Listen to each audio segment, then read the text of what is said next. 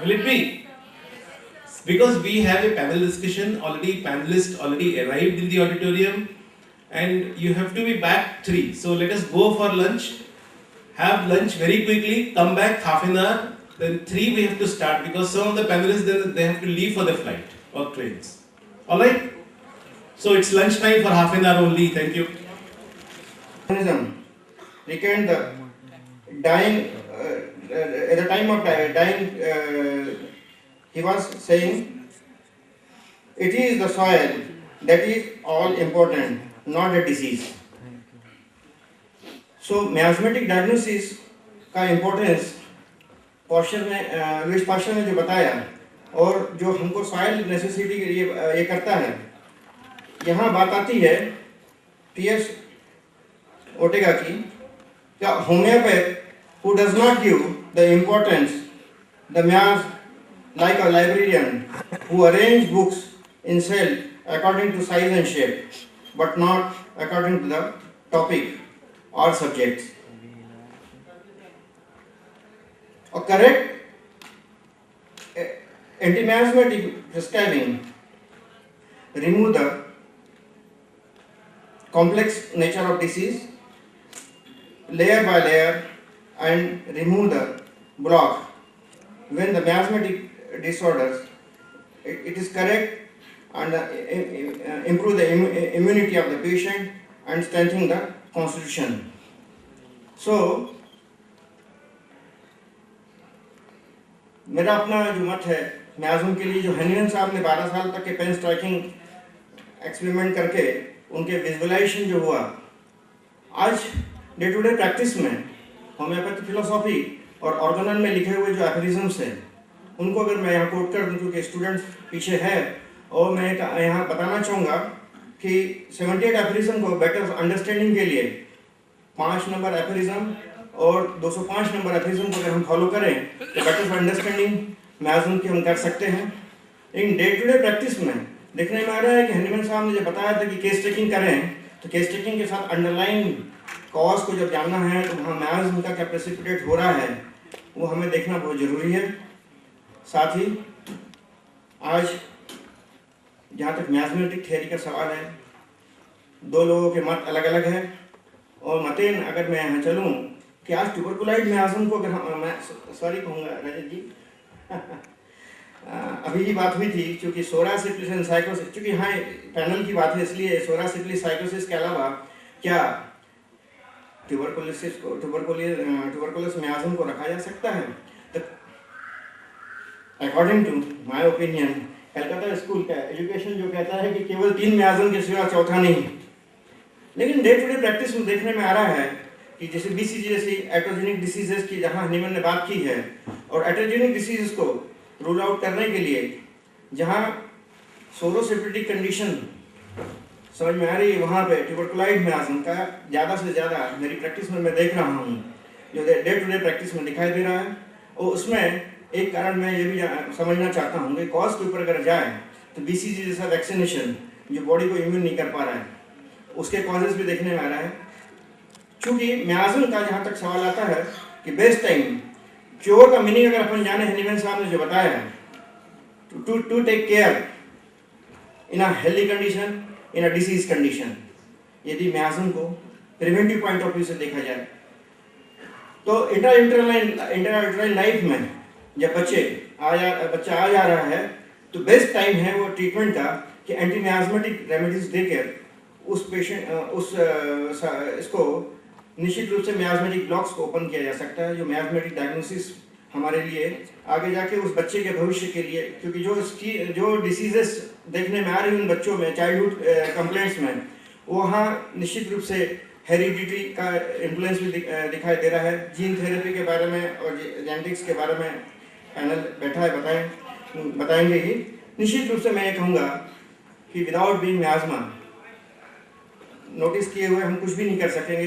जो क्योर का जो हमारा मिशन है हनीमन साहब ने जो दिया है, क्योंकि यहाँ तक सवाल आता है कि प्रिवेंटिव और क्यूरेटिव ट्रीटमेंट का है, तो प्रिवेंटिव ट्रीटमेंट में हम निश्चित रूप से इंटरयूट्राइन का जो टाइम पीरियड हमने बताया उसमें निश्चित ही हमको अच्छे रिजल्ट दिखाई दे रहे हैं।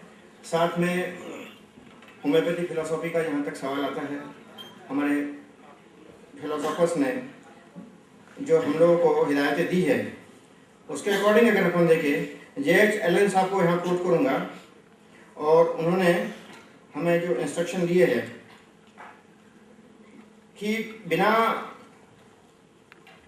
मैथ के अंडरस्टैंडिंग के हम कोई भी कॉज रूट आउट नहीं कर सकते। सो इन नटशेल मैं ये कहूँगा कि मैथ आज के समय में, जो हैनीमैन के समय जब पैथोजेनेसिस की बात नहीं थी, जहाँ एडवांस मैकेनिकल टूल्स नहीं थे, वहाँ उस समय उन्होंने कहा, और आज भी वो मियाज़म, सोरा, सिफिलिस और साइकोसिस, वो तीनों भाई हमारे लिए एनिमी ना होके, क्योंकि जैसा मैंने कहा वो तो सॉइल प्रोवाइड करते हैं। सो निश्चित रूप से इनको जानना हमारी लाइफ में बहुत ज़रूरी है। धन्यवाद। माइज्म को कंट्रोवर्शियल मानते हुए कंसिडर नहीं करते हैं, ये एक बहुत इंपॉर्टेंट बात है। यहाँ जो हमारे पैनल में पहले पर्सन की तरफ से, पहले एक्सपर्ट की तरफ से बात आई है कि इसका कंसिडरेशन बहुत इंपॉर्टेंट है। Now I request doctor B.S. Johri from Delhi, please come over the podium and explain.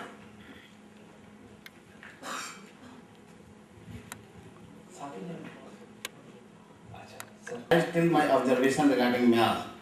I think we say today bacteriology, virology, but there is some difference here.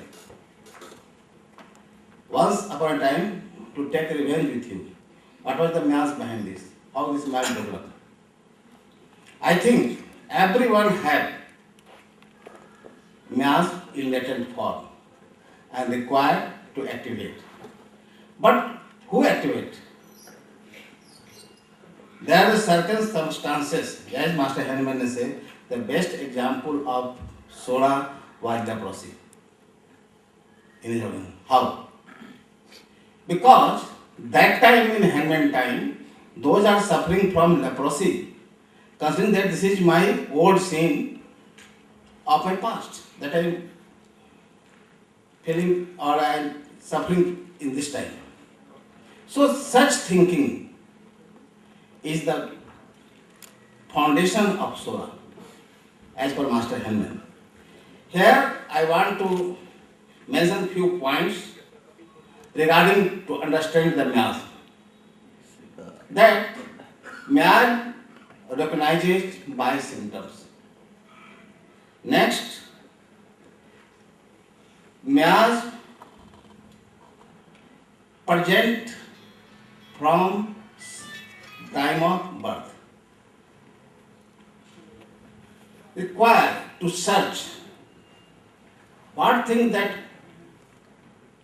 cause or activate the latent mass in our body. So,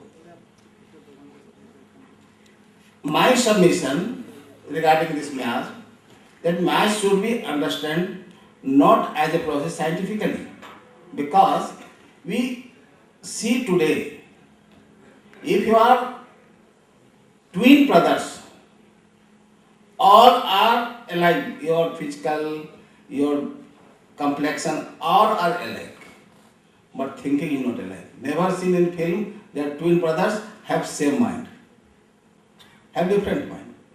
How? Actually, the circumstances, our environment, our mode of thinking, our lifestyle, these are the things that activate our nerve which is latent in our body. So, nerve should not be searched first in that patient. First, you collect the symptom, and therefore symptom will automatically reflect the mass, and that we will compare with your medicine that belongs to that mass. So mass is essential, because if you are not understanding mass properly, you are not able to cure perfectly, because the obstacle to cure, just I have told in my lecture about bowel nodules, that bowel I not regularly prescribed, but few cases were not curing. How not? Then I take history, and there sometimes find their bowel complaint, their bowel symptoms. According to them, then I tried this and get good result. So to make the perfect diagnosis, you search the symptoms and combine the symptom, make a mass, and then give anti-miasmatic drug to break the blockage. Regarding the addition of new mass, you can add. You say tubercular group of mass, the thyroidinum group of mass, now cancer mass. How many you see? How many conditions you can divide? You can add the mass, add, but fundamental mass will be only 3. And your branches may be so. So you can define SORA, you can define syphilis, you can define psychosis. But these new mass, which are actually the constitutional, today thyroid is a common problem in our country. I think out of 100, 1%, 2% are suffering from hypothyroidism. What is this? But if you see, they all originate from SORA, disorder. And pathology and organ destruction. So my suggestion to consider the man today in the era of light of science. What is the fact that the disease agent which and also you recognize the different constitution found in our patient, and I can divide and describe them as usual. Thank you very much.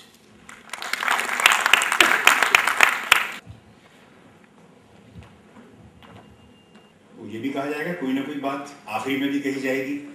तो मैं समझता हूँ importance हम शायद थोड़ा सा कम दे रहे हैं। और मैं सबसे पहली बात ये बताऊँ कि मैं कोई एकेडमिशियन नहीं हूँ, किसी कॉलेज में पढ़ाता नहीं हूँ, सिंपल क्लिनिशियन हूँ। क्लिनिक में मैंने जो भी कुछ लर्न किया है मैं थोड़ा बहुत आपसे शेयर करना चाहूँगा। एक बात तो जो मैंने बात अभी ये कही आपको, ये मेरा एक फियर है। यहीं पे साइकोसिस की बात आती है कि डॉक्टर जौहरी का नाम लिया गया, अब उन्हें बोलना है, कहीं ऐसा ना हो कि कुछ गड़बड़ हो जाए। ये साइकोसिस है। मैं समझता हूँ मायाज़िन को अगर हम हर तरफ देखें, एक ऐसा हमारी आँख हो, हमारा दिमाग ऐसा हो जाए, वो डिजीज में भी दिखाई दे, हमें दवाई में भी दिखाई दे, हर जगह दिखाई दे। मैं अपनी बात एक केस से बताता हूँ आपको कि मेरे पास एक बच्चा आया, करीब 6 साल का बच्चा। प्रॉब्लम ये थी उस बच्चे की कि उसके पेरेंट्स से बोला कि ये कभी भी हाथ चला देता है, किसी को भी मार देता है, इस बात का ऐसे ख्याल ही नहीं है। और स्कूल से शिकायत आ रही है कि कुछ कंसंट्रेट नहीं करता, कुछ सीख नहीं पा रहा है। हम लोग बहुत परेशान हैं। एक और बात थी, उसके स्क्विंट भी था एक आंख में।